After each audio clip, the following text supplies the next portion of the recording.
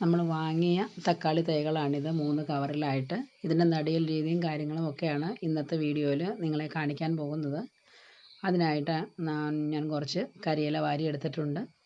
മഴയായതുകൊണ്ട് നനഞ്ഞ കരിയിലയാണ്, പ്രത്യേകിച്ച് നനയ്ക്കേണ്ട വന്നില്ല. പിന്നെ നമ്മൾ പോട്ടി മിക്സ് തയ്യാറാക്കിയിട്ടുണ്ട്. ചകിരിച്ചോറും കുമ്മായമിട്ട് ട്രീറ്റ് ചെയ്ത മണ്ണും കോഴിവളവും വേപ്പൻ പിണ്ണാക്കും കടലക്കൊപ്രയും എല്ലാം കൂടി മിക്സ് ചെയ്തതാണ്. മണലും ചേർത്തിട്ടുണ്ട്. ചിലർ ചാണകപ്പൊടി ചേർക്കാറുണ്ട്. പിന്നെ നമുക്ക് ഇങ്ങനെ ഒരു പൈപ്പ് ആവശ്യമാണ്. 2 വശവും തുറന്ന ഒരു വണ്ണമുള്ള ഒരു PVC പൈപ്പ്.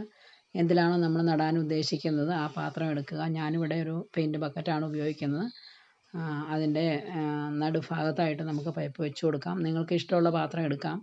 ഡ്രമ്മോ ഗ്രോ ബാഗോ എന്തെങ്കിലും എടുക്കാം. ഞാനിവിടെ പെയിൻറ്റ് ബക്കറ്റാണ് ഉപയോഗിക്കുന്നത്. ബക്കറ്റിൻ്റെ അടിവശത്ത് 4 ഹോൾ ഇട്ട് കൊടുത്തിട്ടുണ്ട് വെള്ളം ഒഴുകി പോകാനായിട്ട്. പൈപ്പ് അമർത്തി പിടിച്ചതിന് ശേഷം ചുറ്റിനും കരിയിലയിട്ട് നിറച്ച് കൊടുക്കുക. നിറച്ച് കൊടുക്കുമ്പോൾ ശ്രദ്ധിക്കേണ്ട കാര്യം, ബക്കറ്റ് നിറച്ചും ഫുള്ളാക്കി നിറച്ച് വെക്കരുത്.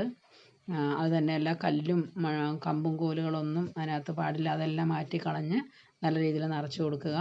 ഫുള്ളായിട്ട് നിറച്ച് കൊടുത്താൽ തൈ വളർന്നു വരുമ്പോൾ നമുക്ക് വീണ്ടും അതിനകത്തേക്ക് പോട്ടി മിക്സോ മണ്ണൊക്കെ ഇട്ട് കൊടുക്കാനായിട്ട് കഴിയില്ല. അതുകൊണ്ടാണ് പകുതി ഭാഗം നിറയ്ക്കണമെന്ന് പറഞ്ഞത്. അതിനുശേഷം പൈപ്പിലേക്ക് നമ്മൾ ഉണ്ടാക്കി വെച്ചിരിക്കുന്ന പോട്ടി മിക്സ് നിറച്ച് കൊടുക്കുക. അമർത്തി കുലുക്കി നിറയ്ക്കേണ്ട ആവശ്യമില്ല. വെറുതെ വാരിയിട്ട് നിറച്ചാൽ മതി. പൈപ്പ് മാറ്റിയതിന് ശേഷം നടുക്കായിട്ടൊരു ചെറിയ കുഴി നമ്മൾ കൈകൊണ്ട് തന്നെ ഉണ്ടാക്കിയെടുക്കുക.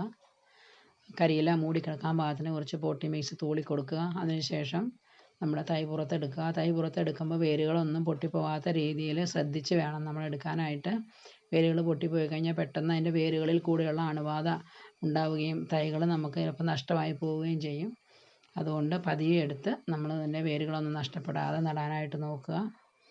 നട്ടതിന് ശേഷം നന്നായിട്ട് ചുവട്ടിൽ അമർത്തി കൊടുത്ത് മണ്ണ് ഫില്ല് ചെയ്യുക. നന്നായിട്ട് നനച്ച് കൊടുക്കുക. നട്ടതിന് ശേഷം നല്ല രീതിയിൽ നനച്ച് കൊടുക്കുക. വെള്ളം കുത്തി ഒഴിക്കാതിരിക്കുക.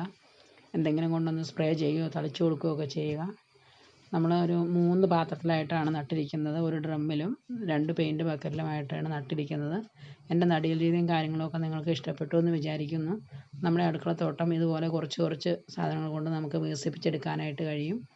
അടുത്തൊരു വീഡിയോയുമായിട്ട് വീണ്ടും കാണാം. Tata, bye bye.